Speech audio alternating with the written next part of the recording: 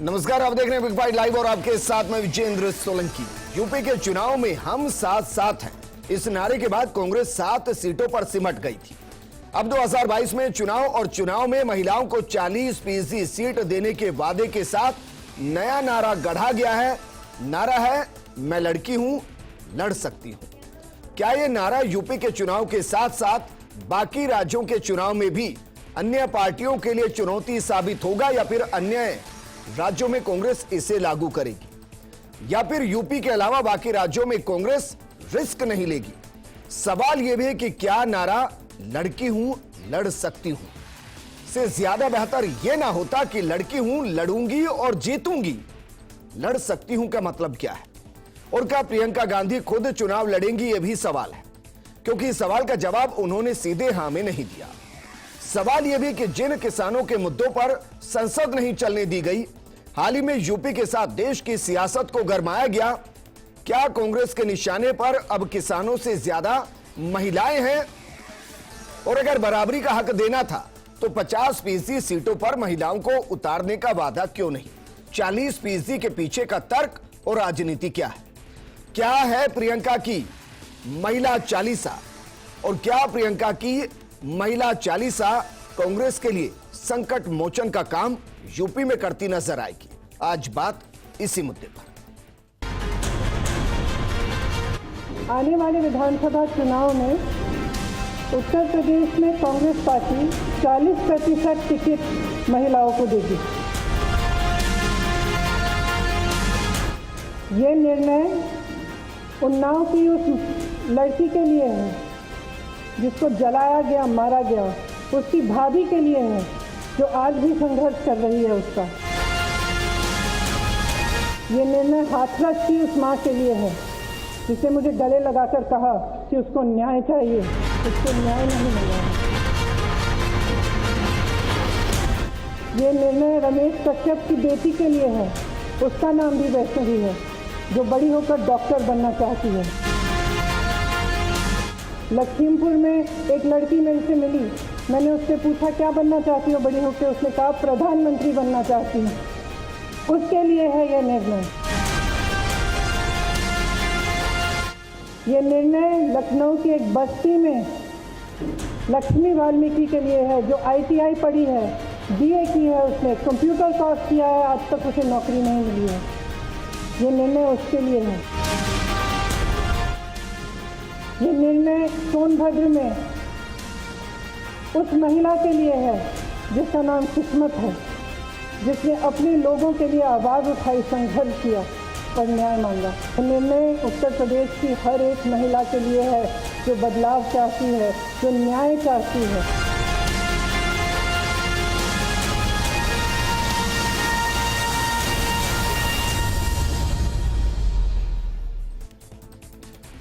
यकीनन इस फैसले का स्वागत होना चाहिए अगर यह फैसला राजनीतिक नहीं सामाजिक है तो। लेकिन 2017 में यूपी में कुल 41 महिला विधायक जीती थी। इनमें से 35 बीजेपी से और कांग्रेस से सिर्फ 2 महिलाएं जीती थी। बावजूद इसके महिलाओं की भागीदारी को 40% करने के पीछे की वजह क्या है? क्या इसके पीछे की वजह है 6,46,13,747 का वो आंकड़ा जो यूपी में महिला वोटर्स की आबादी है? इस मुद्दे पर बात करने के लिए हमारे साथ बेहद खास पैनल मौजूद है। हमारे साथ मौजूद हैं बीजेपी प्रवक्ता निमिषा गौड़ जी, कांग्रेस प्रवक्ता संगीता गर्ग जी, राजनीतिक विश्लेषक SP मित्तल जी, और हमारे साथ कांग्रेस के राष्ट्रीय प्रवक्ता सुरेंद्र राजपूत जी भी जुड़ गए हैं। लेकिन संगीता गर्ग जी, शुरुआत में आपके साथ करना चाहूंगा मैम। लड़की हैं, लड़ सकती हैं, इसका मतलब क्या है? देखिए वीरेंद्र जी, लड़की हूं, लड़ सकती हूं, इस जो सेंटेंस है इसका तात्पर्य आप देखिए, इसमें इतना वजन है कि लड़की ये कहना चाह रही है कि हमें किसी से कमजोर ना समझा जाए। हम इतने मजबूत हैं, हम सशक्त हैं, हम किसी भी क्षेत्र में किसी से कमतर नहीं है। तो इस बात का वजन जो है वो एक हर बेटी को, तो सीधा संदेश क्यों नहीं, लड़की हूं, लड़ूंगी और जीतूंगी? वीरेंद्र जी देखिए, ये क्वेश्चन मार्क नहीं, मैंने आपको कहा, आज एयरफोर्स, अरे वीरेंद्र जी देखिए, यूपी BSF कहां है जहां लड़कियां बिल्कुल देखिए, जब नहीं सब लड़ जगह रही है तो यहाँ पर क्यों नहीं, राजनीति में क्यों नहीं? आज भी केंद्र ने 33% का आरक्षण बिल है वो अटकाया हुआ है। क्यों? मैं पूछना चाहती हूँ क्यों यूपी में एक बड़ा जो प्रियंका जी हमारी राष्ट्रीय महासचिव है, यूपी की प्रभारी हैं, उन्होंने इसको दिखाया है और कहा है उन्होंने साहब। नहीं, मैं तो कह रहा हूँ, मैंने अपने इंट्रो में वेलकम किया है, लेकिन मैं कह रहा हूँ लड़ सकती हूँ का मतलब मैं समझना चाह रहा हूँ, क्योंकि कंफ्यूजन क्रिएट हुआ है या किसी भविष्य में कुछ बनना चाहती है, उनको समर्पित करते हुए उन्होंने कहा कि मैं लड़की हूं, लड़ सकती हूं। इसका वजन बहुत है, इसका तात्पर्य बहुत ऊंचा है, अगर आप समझे तो, और आप ना समझे तो कहते हैं ना समझने वाले के लिए तो ठीक है, मैं ना समझ हो सकता हूं मैम, इसका खामियाजा ना भुगतना पड़ता है, हो सकता है मैं ना समझूं, ये उसकी मजबूती हमारे को साथ दिखाता सुरेंद्र है। राजपूत जी भी हैं, कांग्रेस के राष्ट्रीय प्रवक्ता हैं। सुरेंद्र राजपूत जी, सर मैं लड़की हूं, लड़ सकती हूं, देखिए नारे में कोई दिक्कत नहीं है, अधिकार मिलने चाहिए, लेकिन मैं कह रहा हूं नारा सीधा क्यों नहीं, लड़की हूं, लड़ूंगी और जीतूंगी। सकती हूं आपको लगता नहीं अपने आप में क्वेश्चन मार्क क्रिएट करता है? अगली बार आपसे पूछ के नारा रखेंगे साहब, गलती हो गई थोड़ी सी। अगली बार जो नारा रखेंगे पहले विजेंद्र जी के पास भेजेंगे, एसएमएस से कंफर्मेशन लेंगे, उसके बाद कहेंगे कि ये नारा विजेंद्र जी ने फाइनल किया है, अब हम लोग इस नारे को रखेंगे जी। वो लड़की जो सर आप सजेशन लेंगे तो मैं यकीनन वेलकम करूंगा सर, मैं दूंगा सजेशन, कोई प्रॉब्लम नहीं, आप माने ना माने वो आपकी पार्टी का अधिकार होगा, मैं जरूर दूंगा सर। दीजिएगा आप थोड़ा सा मेरी बात सुन लीजिए। जो हमारी बहन, जो हमारी जो बहन है राजस्थान की प्रवक्ता, वो जो कह रही थी वो बिल्कुल सही कह रही थी। एक बात कह रही थी कि लड़की हूं, लड़ सकती हूं, यानी जरूरत पड़ेगी, जैसे कहते हैं ना कि अगर मुझे हक नहीं मिलेगा तो मैं लड़ भी सकती हूँ जी, आप मेरा हक मुझे दे दीजिए, साडा हक एथे रख, एक पंजाबी की कहावत है। तो ये पंजाब में भी लागू होगा सर कि साडा हक एथे रख 40% इत्थे भी? हाँ, मैं बताऊं, हम तो चाहते हैं पूरे देश में लागू हो, सारी पार्टियां लागू करें, क्योंकि प्रियंका गांधी जी उत्तर प्रदेश के प्रभारी हैं, उन्होंने यहाँ लागू कर दिया है। जिस समय वो पंजाब की प्रभारी होंगी तो वहां पर भी, और नहीं तो बाकी लोगों को भी वो सुझाव दे सकती हैं, और सभी लोगों को रखना चाहिए, इसमें कहीं कोई दो राय नहीं। ये बात श्रीमती प्रियंका गांधी जी ने स्पष्ट कही है। अब आप दो तीन बातें बड़ी छोटी छोटी सी ध्यान से अगर सुन लेंगे तो बेहतर होगा, नहीं तो जैसा आप कहें मैं कह दूं अपनी बात, 3 बातें मेरे को छोटी छोटी कहनी है जी, कहिए सर। जी, पहली बात यह है कि ये हमारे लिए पहली बार नहीं है। आप अगर इस चीज को देखें, 1948 में जो संविधान सभा थी, इसी तरीके का विरोध, इसी तरीके का सकना कैन डू वाले बहुत हिंदू महासभा के लोग भी थे, प्रजा राज्य परिषद के भी थे, पीएसपी के लोग भी थे। उस वक्त जब जनसंघ के भी लोग थे, उन लोगों ने भी संविधान में यही विरोध किया था जब जवाहरलाल नेहरू जी ने कहा था कि महिलाओं को भी वोट का अधिकार होगा जी। इंग्लैंड से पहले अगर हिंदुस्तान में वोट का अधिकार मिला तो ये कांग्रेस की जवाहरलाल नेहरू जी की देन थी। उसके बाद 1984 में जब पंचायती राज बिल आया, तो जब उस पंचायती राज बिल में यह कहा गया कि महिलाओं का आरक्षण गांव में 50% होगा जी, तो उस वक्त भी यही परेशानी आई थी।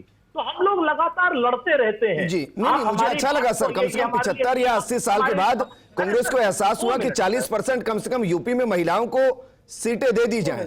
ये ठीक है सर, मैं तो कह रहा हूं पूरे देश में दिया जाए। एक और सवाल सर आपसे, ठीक है सुरेंद्र राजपूत जी, एक और सवाल सर, ये 40% को मैं समझना चाहूंगा, अगर आप बराबरी का हक दे रहे हैं तो 50% दीजिए, ये 40% का कैलकुलेशन क्या है सर? अभी तो देखिए ऐसा था कि 50% नहीं दे पाए, इसलिए 40%, क्योंकि तमाम राजनीति में बातें होती हैं, बाध्यताएं होती हैं। उसका भी जवाब श्रीमती प्रियंका गांधी जी ने आज अप्रूव दिया था कि आगे 50% हो जाएगा। अभी हम लोगों ने ये तय किया, सब लोगों ने मान करके वाद विवाद में कि नहीं इसको 40 कर लेते हैं, तो 40 कर दिया। महिलाओं का आरक्षण हमने अगर 33% संसद में लाए थे, पिछले 7 साल से वो आरक्षण का बिल भारतीय जनता पार्टी ने दबा के रखा हुआ है। क्यों रखा हुआ है? उनसे कोई नहीं पूछेगा, आप भी नहीं पूछोगे उनसे। क्यों नहीं पूछोगे? क्योंकि उतनी ताकत से पूछ लेता हूं सर, मेरे ऊपर ऐसी कोई पाबंदी नहीं है सर, मैं पूछ लेता हूं। बीजेपी प्रवक्ता हमारे साथ निमिषा गौड़ जी, मैं पूछ लेता हूं सीधा, निमिषा गौड़ जी जो सीधे आरोप बीजेपी पर लगाए जा रहे हैं उसका जवाब दीजिए, और साथ में यह जवाब भी दीजिए, अगर महिलाओं को सुरक्षा देने की बात आप करते हैं तो क्यों ना महिलाओं को भी इस बार ज्यादा से ज्यादा सीटों पर उतारा जाए, उनको सशक्तिकरण किया जाए, जबानी नारों से थोड़ी ना सशक्तिकरण होगा। निमिषा गौड़ जी। विजेंद्र जी, 135 साल पुराने राजनीतिक दल ने पिछले चुनाव में साइकिल की बैसाखी पर उतरे और किस पायदान पर आए सबके सामने। खाली थाली में ताली बजा करके महिलाओं के सशक्तिकरण का जो ये एक नारा इन्होंने छेड़ा है, मैं लड़ सकती हूँ, ये अपमान है नारी का। थाली और ताली तो मैम बीजेपी ने बजवाई। देखिए ये खाली थाली लेके घूम रही है। वीरेंद्र जी धन्यवाद दूंगी खाली थाली लेके घूम रही है, कुछ है नहीं इनके पास, इनका कोई वजूद नहीं है बचा। अब अभी जो स्थिति है कि ये उत्तर प्रदेश की कांग्रेस अलग है, राजस्थान की अलग है, केरल की अलग है, उत्तराखंड की अलग है, ये अलग अलग आईओयू में क्यों बटी हुई है कांग्रेस? यदि आप इतनी महिला सशक्तिकरण की चिंता करते तो कांग्रेस संगठन में भी कीजिए। राजस्थान की हालत, जिस बिल का जिक्र किया जा रहा है और जिसमें 33% महिलाओं को आरक्षण का जिक्र है, उसको मोदी सरकार क्लियर क्यों नहीं करती? मैम विजेंद्र जी, ये जरूरत ही महसूस नहीं होगी अलग अलग जगह पर 33% तो मैम आपसे पूछ रहा हूं मैं, आज मेरा मुद्दा इस पर नहीं है। मेरा मुद्दा आज ये है कि महिलाएं यूपी की सियासत का केंद्र बन रही हैं। आरक्षण आप बोलने नहीं देंगे तो उत्तर नहीं हो पाएगा मुझे ना। बताइए ना, सीधा जवाब दीजिए ना, प्रतिनिधि है, महिलाओं को 33% आरक्षण का जो बिल है उसको क्लियर क्यों नहीं करते? जवाब दीजिए। सशक्त, योग्यवान, क्षमतावान महिला आज 11 मंत्री है कैबिनेट के अंदर, केंद्र के अंदर, वित्त मंत्रालय से लेकर के रक्षा मंत्रालय तक सुशोभित करा है। आप ये जवाब नहीं देते हैं। ठीक है ना, आप तो मुझे जवाब दीजिए। निमिषा गौड़ जी, आप जानते हैं मैं सिर्फ इधर या उधर की बात करता हूं, मुझे सीधा बता दीजिए, कहिए कि इस हिसाब से हम 33% आरक्षण नहीं देंगे, देखिए बिल्कुल पास नहीं करेंगे, बात खत्म हो जाएगी। आप तो तर्क और तथ्यों की बात करें ना, जिस पंचायती राज के लिए पीठ थपथपा रहे ना, उस पंचायती राज में शैक्षणिक अनिवार्यता को कांग्रेस की सरकार ने आते ही समाप्त किया। क्यों समाप्त किया? सशक्त महिला नहीं चाहिए इनको, भागीदारी का जिक्र कर रहा हूं, आप उस पर आइए ना। बाढ़पति चाहिए, एक सशक्त हमारे साथ विश्लेषक एसपी मित्तल साहब जुड़े हुए हैं। विजेंद्र जी, एसपी मित्तल साहब, विजेंद्र जी, मैम मेरे पास वक्त कम है, मुझे सारे गेस्ट को इंट्रोड्यूस करना है। एसपी मित्तल साहब, क्या जो आंकड़ा मैंने दिया 6 करोड़ कुछ का जो महिला वोटर्स हैं यूपी के अंदर, क्या निशाने पर वो है? क्योंकि मैं तो पूरे देश में कांग्रेस को किसानों को पीछे खड़ा देख रहा था, मुझे लगा कि किसानों की भागीदारी बढ़ेगी। हालांकि दिक्कत महिलाओं की भागीदारी से भी नहीं है, वो बढ़नी चाहिए, लेकिन सामाजिक तौर पर, राजनीतिक तौर पर अगर राजनीतिक फायदा उठाने के लिए करेंगे तो सवाल उठ जाएगा। एसपी मित्तल साहब,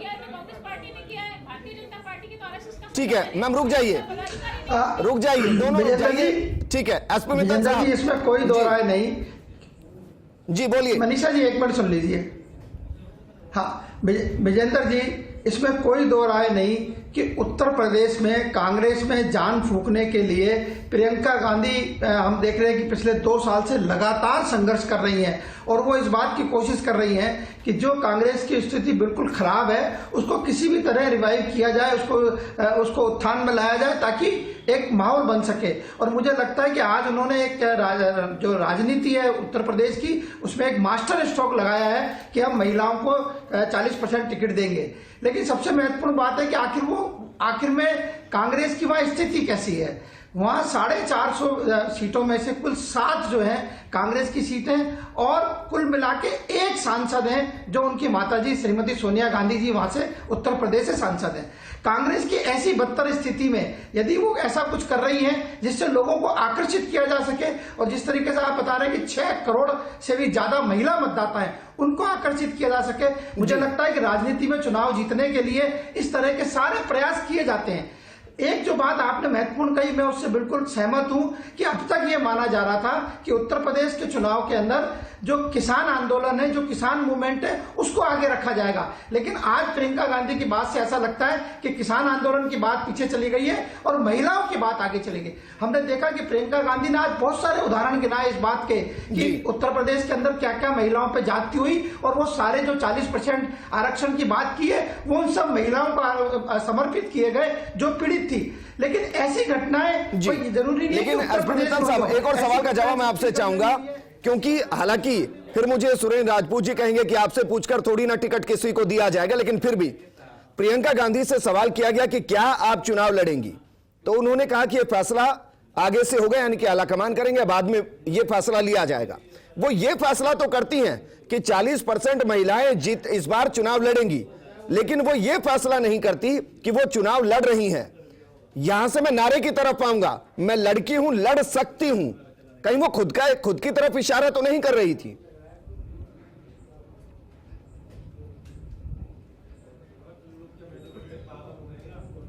एसपी मित्तल जी, क्या ये मेरे से सवाल है? जी आपसे सवाल है। हाँ, बिल्कुल, मैंने कहा ना कि वो लगातार संघर्ष कर रही हैं। हमने देखा जब भी क्या नाम से यूपी के अंदर कोई भी बात होती है तो सबसे पहले मौके पे जाती हैं, और अभी लखीमपुर खीरी के अंदर भी जाने के लिए देखा, पूरी कोशिश की, भले ही उनको गिरफ्तार किया गया, उनको हिरासत में लिया गया हो, वो बराबर इस बात की कोशिश कर रही है। मेरा सवाल आपसे ये था सर कि महिलाओं के सशक्तिकरण के दौरान क्या अग्रिम मोर्चे पर खुद प्रियंका गांधी चुनाव लड़ती नजर आएंगी या उनको चुनाव लड़ना चाहिए? का फार्मूला लागू किया गया, लेकिन मेरी बात अधूरी रह गई थी कि क्या ये फार्मूला और राज्यों में भी लागू किया जाएगा क्या? जी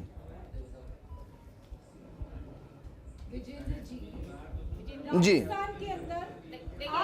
ठीक है, दोनों रुक जाइए। सुरेंद्र राजपूत जी, प्रियंका गांधी को इस बार हम चुनाव में लड़ते हुए देख सकते हैं सर, क्योंकि नारा है उनका, मैं लड़की हूं, लड़ सकती हूं, माने कि वो लड़ेंगी। मैम रुक जाइए, प्लीज रुकिए ना, 5 मिनट है मेरे पास सिर्फ, रुकिए सर। यूपी में महिलाओं के साथ उत्पीड़न हो रहा है, जी, आप खुद को कमजोर मानती हैं?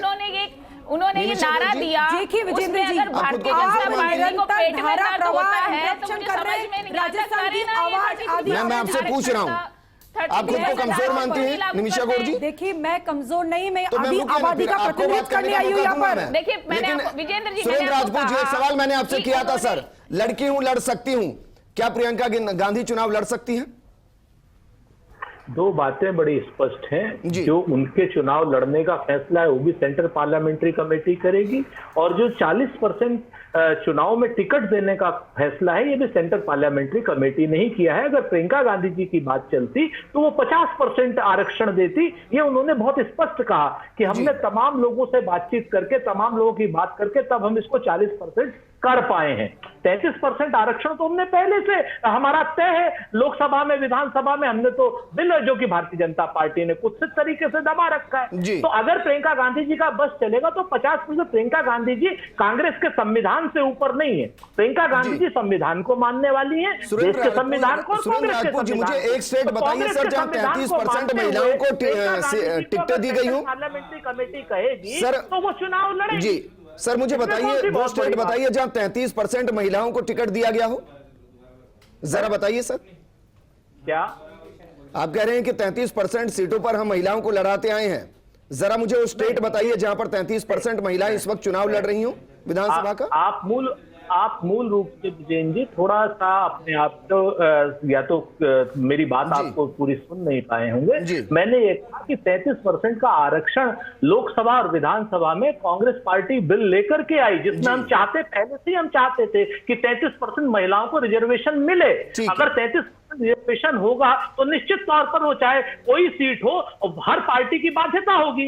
आज की डेट में हमारी बाध्यता नहीं है, हम स्वेच्छा से कर रहे हैं। कल की डेट में हम तो चाहते हैं लोकसभा और विधानसभा से ये बिल पारित हो जो भारतीय जनता पार्टी ने। अब मैं एक और सवाल आपसे कर रहा हूं सर, कितने किसान इस बार कांग्रेस की तरफ से चुनावी मैदान में होंगे? आप सवाल नहीं उठा पाते हैं, जिसके लिए आप लीजिए, आप राष्ट्रीय प्रवक्ता है, राजस्थान नहीं दिखता को ये करने लगते हैं कि इधर उधर की बात। एनसीआरबी के आंकड़ों पर भी एक प्रश्न रखिए विजेंद्र जी इनके समक्ष, उसी को लेकर के आप क्यों नहीं देखेंगे? राजस्थान की स्थिति नहीं समझती आपसे। लगातार भारतीय जनता पार्टी, आप राजस्थान की कांग्रेस अलग है क्या? अधिकार राजस्थान की अलग है क्या? मैं तो विजेंद्र जी आपसे पूछ रही हूँ कि राजस्थान के अंदर आकर के आपको शर्म आनी चाहिए। राजस्थान के आंकड़े जितने आपको गैंगरेप, हत्या, बलात्कार, लूट, अपहरण। जी ने बहुत बड़ा फैसला किया है। कि मैंने महिलाओं को प्रोग्राम में इसलिए रखा था कि दोनों अप्रिशिएट करेंगी, बात इस मुद्दे पर करेंगी कि कौन सी पार्टी ज्यादा महिलाओं को टिकट दे। निमिषा गौर जी, संगीता गर्ग जी रुकिए। निमिषा गौर जी, मुझे लगा मैम कि आप कहेंगे कि कम से कम 50% देना चाहिए और हमारी पार्टी 50% देगी। आप इसी को क्रिटिसाइज करने लगे बतौर एक महिला होकर। आपको धन्यवाद देना चाहिए जी संगीता गर्ग जी, सुनने दीजिए मैम प्लीज। मैम रुकिए, मैम प्लीज रुकिए। विजेंद्र जी, ये खाली मैदान में जाकर के छलावे वाली राजनीति जो राजस्थान में भी, राजस्थान के चुनाव के समय इनके पूर्व अध्यक्ष, वर्तमान उपाध्यक्ष आकर आके बोलते हैं, आप ही बोल लीजिए, आप ही बोल लीजिए। देखिए ये खिसियानी बिल्ली खंबा नोचे, बैठी बैठी या खंबा नोच रही है, क्योंकि राजस्थान में आके इन्होंने कहा था 50% हम देंगे। विजेंद्र जी मुझे आपसे बहुत सीधा सवाल कर रहा हूँ, आप मुझे बताइए, रुकिए जरा, संगीता गर्ग जी, मैं प्रोग्राम क्लोज कर दूंगा। मैं मुझे लगा था कि 2 महिलाओं को मैं इस प्रोग्राम का हिस्सा बना रहा हूं, मुझे लगा था कि महिलाओं के अधिकारों की बात होगी, लेकिन अफसोस हो रहा है मुझे कहते हुए कि कोई मुद्दे पर बात करने को तैयार नहीं है।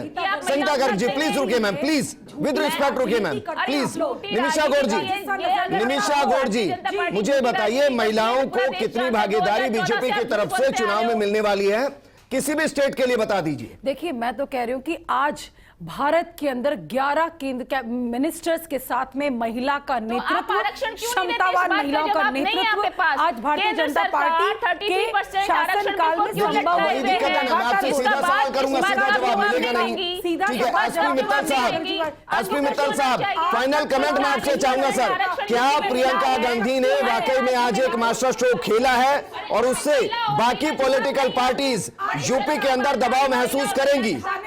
एसपी मित्तल साहब, नहीं विजेंद्र जी, इसमें कोई दो राय नहीं। मैंने पहले भी कहा कि आप मनीषा जी, आप मित्तल साहब दबाव महसूस मत कीजिए सर, बोलिए।